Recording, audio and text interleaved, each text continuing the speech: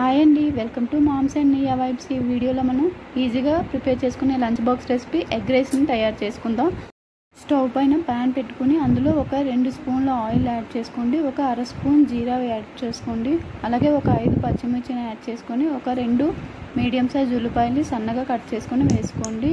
ఒక బంగాళదుంపను కూడా సన్నగా కట్ చేసుకొని వేసుకోండి. అందులోనే ఒక 2 స్పూన్ల సాల్ట్ యాడ్ చేయండి. సాల్ట్ వేయడం వల్ల తొందరగా మగ్గుతుంది.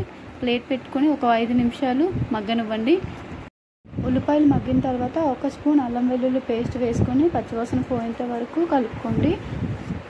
అందులోనే సన్నగా తరిగిన ఒక 2 మీడియం సైజ్ టమాటా ముక్కలు కూడా యాడ్ చేసుకొని బాగా కలుపుకోండి. అదంతా వేగిన తర్వాత ప్లేట్ పెట్టుకుని 5 నిమిషాలు మగ్గనివ్వండి. మగ్గిన తర్వాత అందులో ఒక అర స్పూన్ పసుపుని యాడ్ చేసుకోండి. అలాగే ఒక 2 స్పూన్ల కారాన్ని యాడ్ చేసుకోండి. 1 స్పూన్ సాల్ట్ని యాడ్ చేసుకొని నేనైతే 3 ఎగ్స్ తీసుకున్నానండి. 3 ఎగ్స్ని కూడా అందులో వేసుకొని ఎగ్స్ అంతా కూడా కలిసేటట్టుగా కలుపుకోండి. సాల్ట్ కారం సరిపోయే లేదో ఒకసారి చెక్ చేసుకోండి. నాకైతే అన్నీ సరిపోయండి. ఇప్పుడు 1 స్పూన్ గరం మసాలా పౌడర్ని యాడ్ చేసుకొని బాగా కలుపుకోండి.